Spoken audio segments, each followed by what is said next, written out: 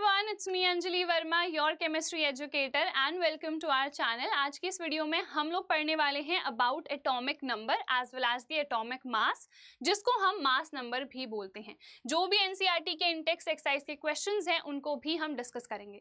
तो starting with कि atomic number क्या होता है. Very simple, it is equal to the number of protons in any atom. ठीक है, किसी भी एटम में जितने total number of protons present रहते हैं, और प्रोटॉन्स कहाँ होते हैं आपको पता है, न्यूक्लियस में प्रेजेंट रहते हैं. ठीक है, सो जितने total number of protons present रहेंगे किसी भी एटम में, उसको हम एटॉमिक नंबर कहते हैं. It is also equal to the number of electrons. But इस केस में जो एटम है वो अपनी ग्राउंड स्टेट में होना चाहिए, यानी कि उसने ना ही कोई दूसरा इलेक्ट्रॉन एक्सेप्ट कर रखा है और ना ही उसने डोनेट कर रखा है. ठीक है, so atomic number is also equal to the total number of electrons present in any atom in its ground state.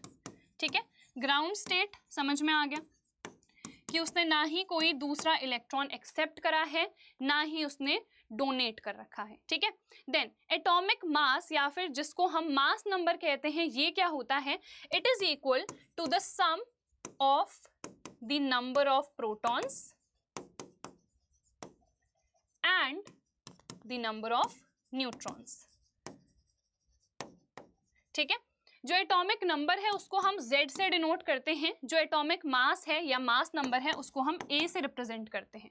ठीक है, अब देखो number of protons equals to Z है ना, तो इसको मैं Z भी लिख सकती हूँ.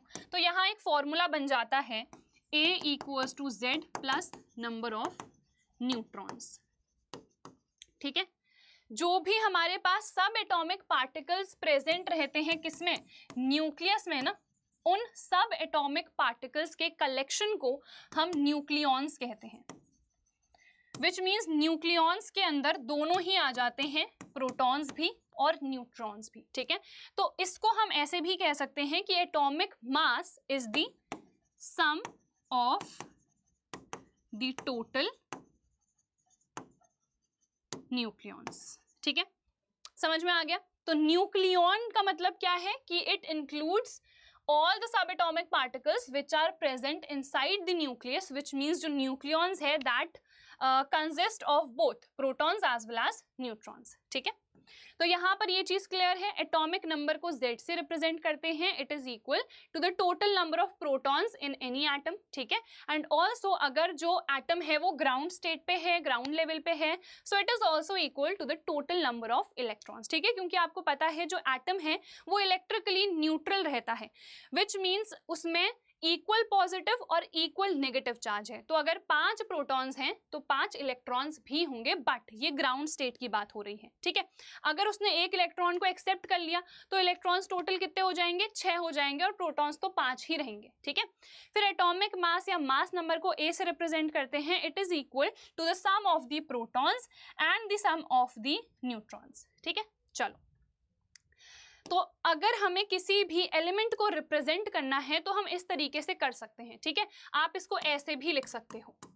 ठीक है, दोनों ही सही है एकदम. यहाँ पर X जो भी एलिमेंट है, जैसे कि एग्जांपल लेते हैं हम कार्बन का. कार्बन का एटॉमिक नंबर कितना होता है, 6. ठीक है, इसका मास नंबर कितना होता है, 12. तो इस तरीके से हम उस एलिमेंट को रिप्रेजेंट करेंगे. तो यहाँ पर हम अगर सबस्क्रिप्ट पे कहें, सबस्क्रिप्ट पे आता है एटॉमिक नंबर. ठीक है, सेंटर पर आता है सिंबल उस पर्टिकुलर एलिमेंट का, और जो सुपर स्क्रिप्ट है इसको क्या कह रहे हैं, सुपर स्क्रिप्ट. ठीक है, जो हम ऊपर पावर में लिखते हैं. ठीक है, और जो बेस में लिखते हैं उसको हम क्या कहते हैं, सबस्क्रिप्ट कहते हैं. ठीक है, तो सबस्क्रिप्ट में आएगा एटॉमिक नंबर और सुपर स्क्रिप्ट पे आएगा मास नंबर. इस तरीके से किसी भी एलिमेंट को हम रिप्रेजेंट करते हैं. चलो अब यहाँ पर क्वेश्चंस देख लेते हैं. If number of electrons in an atom is 8 and number of protons is also 8, then हमें सबसे पहले बताना है what is the atomic number. Atomic number is equal to the number of electrons या फिर नंबर ऑफ प्रोटॉन्स, दोनों ही 8 हैं. सो यहाँ पर एटॉमिक नंबर कितना होगा, ऑब्वियसली 8 होगा. ठीक है, now what is the charge on the atom. 8 कितने हैं, इलेक्ट्रॉन्स. ठीक है, 8 इलेक्ट्रॉन्स हैं, 8 ही प्रोटॉन्स हैं, ओवरऑल चार्ज कितना होगा 0।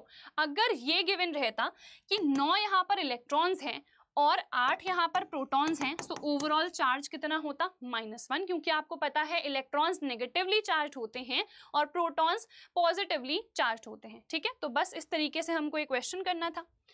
Next, with the help of table 4.1 find out the mass number of oxygen and sulphur.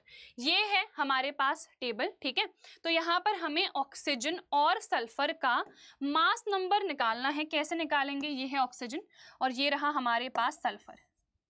देखो, अगर मास नंबर निकालना है तो प्रोटॉन्स और न्यूट्रॉन्स पता होने चाहिए, वो यहाँ पर लिखे हुए हैं। ठीक है, तो देखो यहाँ पर प्रोटॉन्स कितने हैं 8 और इलेक्ट्रॉन्स इलेक्ट्रॉन्स नहीं चाहिए हमको, क्या चाहिए न्यूट्रॉन्स।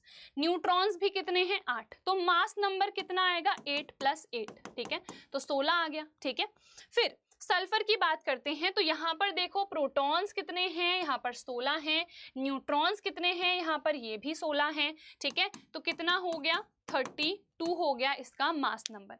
एक और क्वेश्चन कर लेते हैं, चलो यहाँ पर थोड़ा अलग, फोस्फोरस लेते हैं। ठीक है, तो फोस्फोरस का मास नंबर पूछा जाएगा, तो यहाँ पर देखो प्रोटॉन्स देखो कितने हैं 15 हैं और न्यूट्रॉन्स देखो कितने हैं 16 हैं, तो 16 + 15 होगा यानी कि 31। ठीक है, तो इस तरीके से हमको मास नंबर यहाँ पर कैलकुलेट करना है। ठीक है, तो मास नंबर पूछा गया है तो फॉर्मूला याद होना चाहिए, number of protons plus number of neutrons करना है सिंपली। ठीक है, और अगर आपको मास नंबर गिवन है और एटॉमिक नंबर गिवन है तो आप प्रोटॉन्स भी निकाल सकते हो, न्यूट्रॉन्स भी निकाल सकते हो, और अगर वो एटम ग्राउंड स्टेट में है तो इलेक्ट्रॉन्स भी निकाल सकते हो।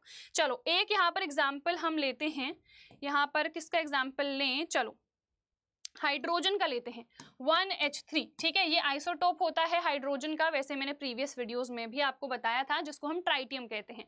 तो यहाँ पर एटॉमिक नंबर 1 है। ठीक है, मास नंबर क्या है 3 है। तो अगर मैं आपसे कहूँ प्रोटॉन्स का नंबर बताओ, आप कहोगे 1 है। इलेक्ट्रॉन्स का पूछूं तो आप कहोगे 1 है। यहाँ पर न्यूट्रॉन्स का पूछूंगी तो 3 - 1 हो जाएगा, विच मीन्स 2। ठीक है, तो इस तरीके से अगर कोई सिंबल भी आपको गिवन है along with the atomic mass and atomic number, तो आप सारी चीजें निकाल सकते हो। ठीक है, so with this we end this topic. बहुत ही सिंपल है, बहुत ही आसान है, बस ये जो बेसिक चीजें मैंने बताई हैं इस वीडियो में, इनको अच्छे से आप लोग समझ लेना। ठीक है, चलो फिर नेक्स्ट वीडियो में मिलेंगे, तब तक अपना ख्याल रखना। All the very best, bye bye.